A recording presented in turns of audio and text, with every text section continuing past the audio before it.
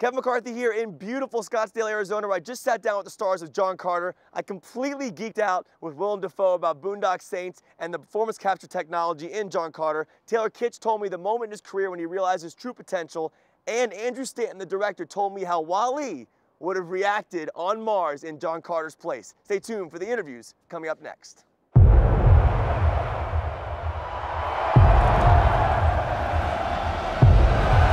Let them be crushed.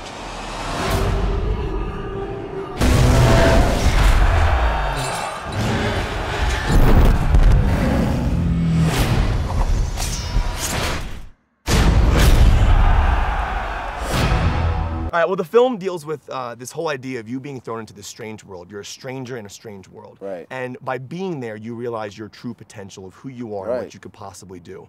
As an actor, it was awesome. Caught on with that. As an actor, though, what was that moment for you where you were able to, you were thrown into this crazy world and you filled out your true potential and figured out who you really were? I think that's the most fulfilling part of that character, and I think that the more dire he is at the beginning in the Civil War stuff, the stronger this arc and the harder it's going to hit you guys as a viewer, you know? Right. And given the scene that we just talked about before we started rolling, I mean, that Warhoon scene with the flashback is probably just the epitome of who John is. Yeah. You know, basically a suicidal ordeal of protecting the woman he loves, you know, and not letting that get by him again. Now, is there a role for you in your past roles that you felt that like you were a stranger on that set and you had to become like who you were based on being a stranger and kind of like finding who you were?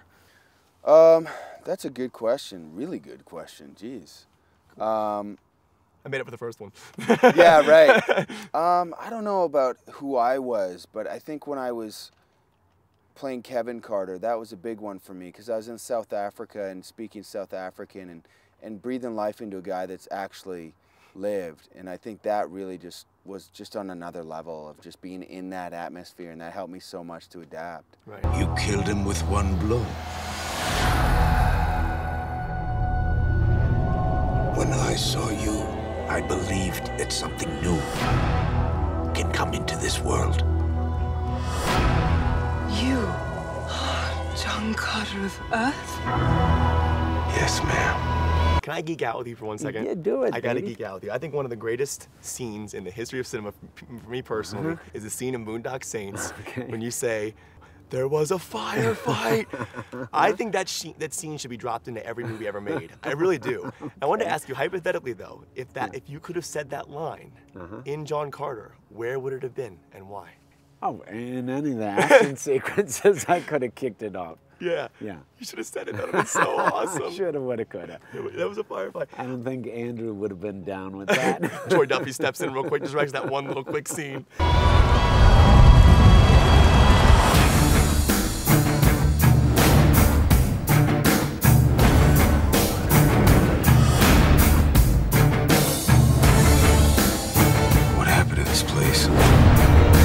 A new power threatens to destroy our city.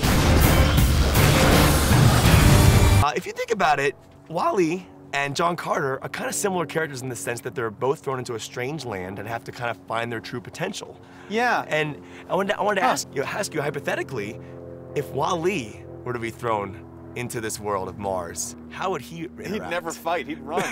He'd run and hide in that little box the minute he saw any of those things. You wouldn't do anything. No.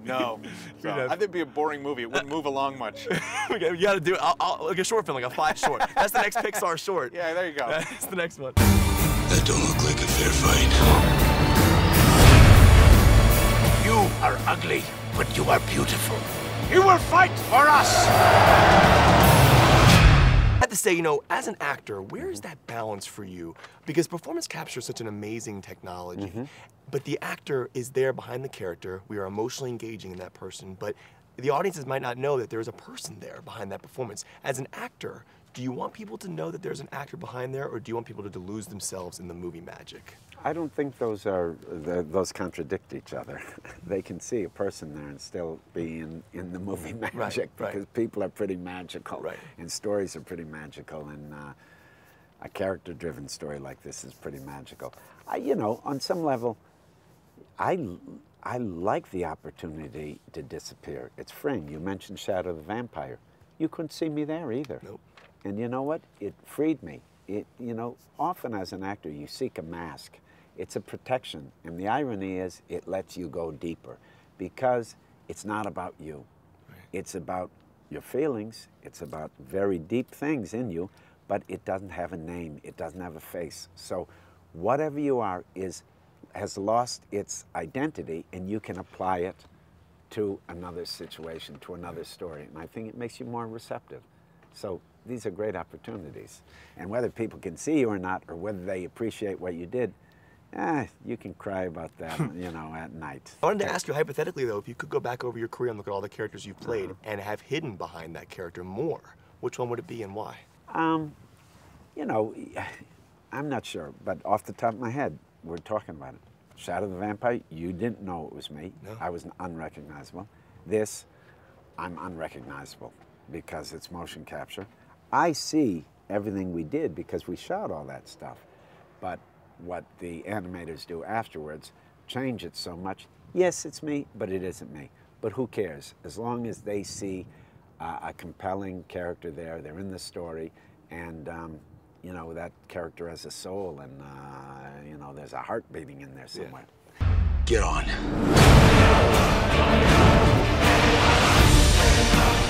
We did not cause this, but this very night, we will end it! You're acting across someone like Willem Dafoe, and he's all made up and on stilts. Yeah. When you're acting across from him and you're actually doing these sequences, how are you able to mentally think about what he looks like in the movie without kind of like thinking about how ridiculous it looks with the dots on his face? Well, it's all in between the, you know, when the cameras are rolling, you kind of just myopically just set in with him, you know, and the energy he gives, because God knows he gives you so much back. Right. In between, you know, takes, you can have a good laugh at, like, be kind of like on the outside looking in, being like, hey man, I'm all in leather right now and basically a glorified skirt and you're in pajamas. You ready to do this? You know, so it's like you can have a laugh with it, but at the end of the day, it's our jobs to take you on the journey, you know? Now this is a massive, massive film. There's a lot riding on this. It's a huge film, and Andrew did a phenomenal job with it, and I loved how he went from animation to you know, doing the live action. Are you scared? Are you scared about, you know, what people are going to think when they see it and how it does? Because it's definitely, there's a lot riding on it, and you're John Carter. You're the face of this movie. Any movie I do is going to be a risk, you know, and I love that. I love being scared. I love being, you know, it's going to get the best or ask the best out of you. Right. And I think this film encompasses that. And I don't have power over what, you know, how much money it's going to do. I just know that I did everything I can to give it the best chance it has. Right. And I got to have closure with that, otherwise I'm going to go crazy. And they're at me, but if I ever find myself wanting to just hop around, jump around DC, I mean, if I need to, I want to just jump somewhere. Call me. Can I give you a call? Absolutely. Like, is there an art to the actual liftoff? There is an art. It's insanely technical. How do I look cool? I don't know. That's a good question. I don't. You know how you don't how you try or you look cool is not try and look cool. Okay. That's I'm gonna do it. I'll give you a call if I need to do it. Call me for sure. I will. I was too late once.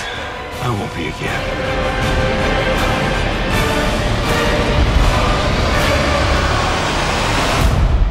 I had to say one of my favorite scenes in the entire film is when there's a fight sequence and you turn down the action and let Michael Giacchino's score ride us through it. Yeah. Don't give too much I'm away. not gonna say anything, but it's one of the greatest scenes. I was crying, it was awesome, it was epic.